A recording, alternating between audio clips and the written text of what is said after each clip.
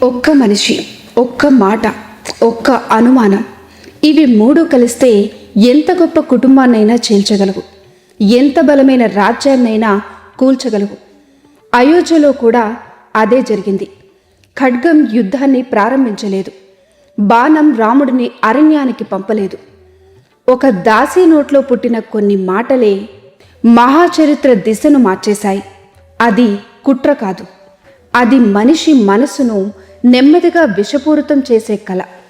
ఈరోజు మనం చూడబోయేది రామాయణంలోనే అత్యంత ప్రమాదకరమైన సంభాషణ. ఒక అమాయకురాలైన మనసులో అనుమానం అనే విత్తనాన్ని నాటిన క్షణం. అయోధ్యలో ఆ రోజు ఆ నగరం సాధారణంగా లేదు. ప్రతి వీధి, ప్రతి రాజమార్గం పూల తోరణాలతో అలంకరించబడ్డాయి. రంగురంగుల పతాకాలు గాలిలో రెపరెపలాడుతున్నాయి. ఇంటి ముందు ముగ్గులు, దేవాలయాల్లో మంగళవాద్యాలు, ప్రజల ముఖాల్లో వర్ణించలేని ఆనందం.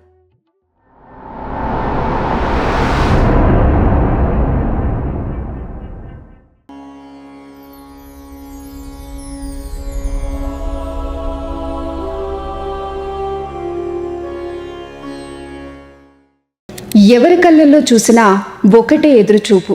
రేపు రాముడు యువరాజు కాబోతున్నాడు. అయోధ్య అంతా పండుగలో మునిగిపోయింది. కానీ అదే సమయంలో రాజభవనంలోని ఒక మూల ఈ సంబరాలకు పూర్తిగా దూరంగా ఉంది. అక్కడ నివసించేది కైకేయి వెంట కేకయ్య దేశం నుండి వచ్చిన దాసి మందర. ఆమె యాదృచ్ఛికంగా రాజమందిరం పైకప్పు మీదకు ఎక్కింది. పైనుంచి అయోధ్యను చూసింది. ఒక్క క్షణం ఆమె ముఖంలో ఆశ్చర్యం, తర్వాత సందేహం, ఆ తర్వాత అసహనం. ఇంత సంబరం ఎందుకు? రాజ్యంలో ఏమైంది అని పక్కనే వెళ్తున్న ఒక దాసిని పిలిచింది. ఏమిటి అలంకారాలు? కౌసల్య కూడా దాన ధర్మాలు చేస్తుందా? దశరథుడు ఏదైనా గొప్ప విజయాన్ని సాధించాడా అని అడిగింది. ఆ దాసి నవ్వుతూ ఆనందంతో మెరిసిపోతూ చెప్పింది, రేపు పుష్యమి నక్షత్రంలో శ్రీరాముడికి యువరాజ పట్టాభిషేకం జరగబోతుంది. అంతే. ఆ మాట వినగానే మందర కళ్ళల్లో వెలుగు ఆరిపోయింది. ఆ స్థానాన్ని అసూయ ఆక్రమించింది. ఇతరుల సంతోషాన్ని తట్టుకోలేని మనసు ముందుగా ఆనందాన్ని కాదు, ప్రమాదాన్నే వెతుకుతుంది. అదే జరిగింది. ఆమె ఒక్క క్షణం కూడా ఆలస్యం చేయలేదు. వేగంగా కైకేయి మందిరం వైపు నడిచింది. ఆ సమయంలో కైకేయి ఎలాంటి భయం లేకుండా ప్రశాంతంగా మెత్తని పరుపుపై విశ్రాంతి తీసుకుంటోంది. ఆమె ముఖంలో నిర్మలత్వం, మనసులో ప్రేమ. ఎందుకంటే ఆమెకు రాముడు, భరతుడు ఇద్దరూ కూడా సమానమే. కానీ ఆ ప్రశాంతత ఎక్కువసేపు నిలవలేదు. గదిలోకి దూసుకువచ్చిన మందర కైకేయిని చూసి గట్టిగా అరిచింది. ఓ అమాయకురాలా, బయట నీ ప్రపంచం కూలిపోతుంది, నువ్వేమో ఇక్కడ ప్రశాంతంగా నిద్రపోతున్నావా అని అంది. ఆ ఒక్క మాటతో కైకేయి ఒక్కసారిగా లేచింది. ఆమెకు ఏమీ అర్థం కాలేదు. ఏమైంది మందర, ఎందుకింత ఆవేశం అని ప్రశాంతంగా అడిగింది. కానీ మందర సమాధానం చెప్పలేదు. ఎందుకంటే మనిషిని భయపెట్టాలంటే ముందు నిజం చెప్పరు, సందేహం పెడతారు. ఆమె నెమ్మదిగా విషాన్ని చుక్కచుక్కగా పోయడం ప్రారంభించింది. నీ భర్త నిన్ను ఎక్కువగా ప్రేమిస్తాడని అనుకుంటున్నావా? అది నీ భ్రమ. నీ అదృష్టం ఎండిపోయింది. నీకు రాబోయే ప్రమాదం ఇంకా కనిపించడం లేదు అని అంది. ఆ మాటలు కైకేయి హృదయాన్ని తొలిసారిగా కదిలించాయి. ఆమె ఆశ్చర్యంగా అడిగింది, మందర, ఏమైందో స్పష్టంగా చెప్పు. ఇలా భయపెడితే నాకెలా అర్థమవుతుంది అని అంది. అప్పుడు మందర తన అసలు ఆటను మొదలుపెట్టింది. ఆమె నేరుగా రాముణ్ణి తప్పు పట్టలేదు, దశరథుణ్ణే లక్ష్యంగా చేసుకుంది. నీతో ఒక్క మాట కూడా చెప్పకుండా నీ భర్త రేపే రాముడికి పట్టాభిషేకం చేయబోతున్నాడు. నిన్ను అడిగాడా? నీ అనుమతి తీసుకున్నాడా అంది. ఆ ప్రశ్న కైకేయి మనసులో మొదటి చీలికను సృష్టించింది. ఎందుకంటే అనుమానం ఎప్పుడూ అబద్ధంతో కాదు, ప్రశ్నతో మొదలవుతుంది. అక్కడి నుంచి అయోధ్య చరిత్రను మార్చబోయే సంభాషణ ఇంకా లోతుగా ప్రవేశించబోతుంది. కైకేయి కళ్ళల్లో మొదటిసారి ఒక చిన్న సందేహం మెరిసింది. కానీ ఆమె హృదయంలో మాత్రం రాముడి మీద ఉన్న ప్రేమ ఇంకా ఏమాత్రం తగ్గలేదు. అదే విషయాన్ని గమనించింది మందర.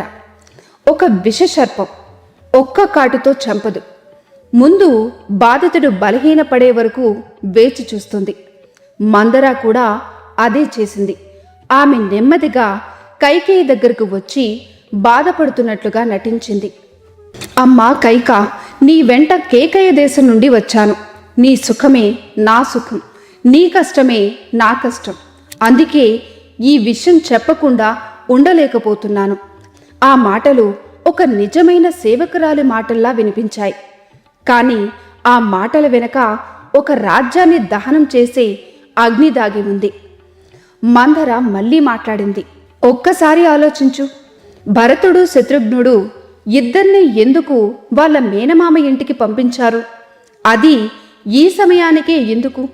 ఇప్పుడు వాళ్ళు లేని సమయంలోనే రాముడికి పట్టాభిషేకం ఎందుకు? ఒక్కో ప్రశ్న కైకేయి మనసులో అనుమానం అనే విత్తనాన్ని మరింత లోతుగా నాటుతోంది. మందర ఆగలేదు. ఆమె స్వరం మరింత విషపూరితంగా మారింది.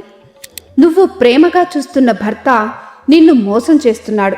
నువ్వు ప్రాణం పెట్టే రాజు నీ కొడుకు భవిష్యత్తునే లాక్కుంటున్నాడు. ఇది ప్రేమ కాదు కైక, ఇది కుట్ర అని చెప్పింది. ఆ మాటలు విన్న కైకేయి కొన్ని క్షణాలు మౌనంగా ఉంది. కానీ ఆ మౌనం భయంతో కాదు, ఆమె హృదయంలో ఉన్న ప్రేమతో. ఆమె ఒక్కసారిగా లేచింది. మందర చేతిని పట్టుకుంది. ఆమె ముఖమంతా ఆనందంతో వెలిగిపోయింది. ఏమన్నావు మందరా? నా రాముడికి పట్టాభిషేకమా?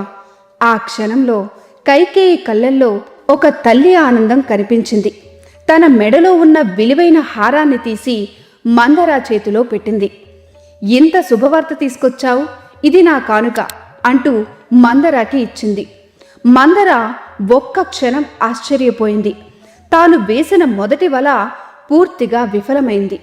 ఎందుకంటే కైకేయి రాముణ్ణి సవతి కొడుకుగా కాదు, తన సొంత కొడుకుగానే ప్రేమించింది. ఆమె చిరునవ్వుతో చెప్పింది, నాకు రాముడైనా భరతుడైనా ఇద్దరూ ఒక్కటే.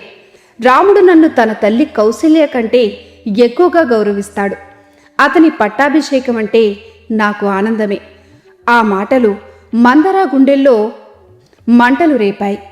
ఎందుకంటే తాను ఊహించిన కైకేయి ఇలా స్పందిస్తుందని ఆమె అనుకోలేదు. కానీ దుర్బుద్ధి ఒక్కసారి ఓడిపోతే వెనక్కి తగ్గదు, ఇంకా బలంగా దాడి చేస్తుంది.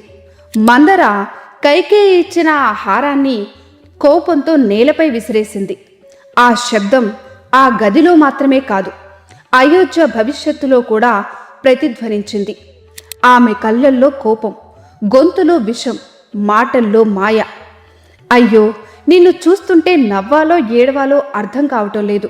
సవతి కొడుక్కి పట్టాభిషేకం జరుగుతుంటే సంతోషపడే తల్లి ఈ భూమి మీద నువ్వొక్కదానివే అయ్యుంటావు అని అంది మందర. కైకేయి మౌనంగా వింటుంది. మందర మాత్రం ఇప్పుడే అసలు యుద్ధాన్ని ప్రారంభించింది. ఆమెకు తెలుసు, ప్రేమను ఓడించాలి అంటే భయాన్ని ఉపయోగించాలి అని. మరుసటి క్షణం ఆమె భరతుడి పేరును ముందుకు తీసుకొచ్చింది. నీ గురించి నాకు బాధ లేదు, కానీ భరతుడి గురించి ఒక్కసారి ఆలోచించు. రాముడు రాజైన తర్వాత నీ కొడుక్కి ఈ రాజ్యంలో స్థానం ఉంటుందా? అతను యువరాజుగా ఉంటాడా, లేక ఒక నీడలా మిగిలిపోతాడా? ఆ ప్రశ్న కైకేయి హృదయాన్ని మొదటిసారి గట్టిగా తాకింది. ఎందుకంటే ఇప్పటి వరకు మందర కైకేయి గురించి మాట్లాడింది, కానీ ఇప్పుడు ఒక తల్లి హృదయాన్ని తాకే పేరు పలికింది. అదే భరతుడు. అక్కడ నుండే ఈ సంభాషణ మరింత ప్రమాదకరంగా మారబోతుంది. ఒక దాసి మాటలు ఒక తల్లి మనసును మార్చగలవా, లేక ధర్మంపై ఉన్న విశ్వాసమే ఆ విషాన్ని ఓడిస్తుందా? అసలు మందర చెప్పబోయే తదుపరి మాట కైకేయి జీవితాన్నే కాదు, రామాయణ చరిత్రనే ఎలా మార్చింది అనేది తర్వాతి భాగంలో చూడండి. రా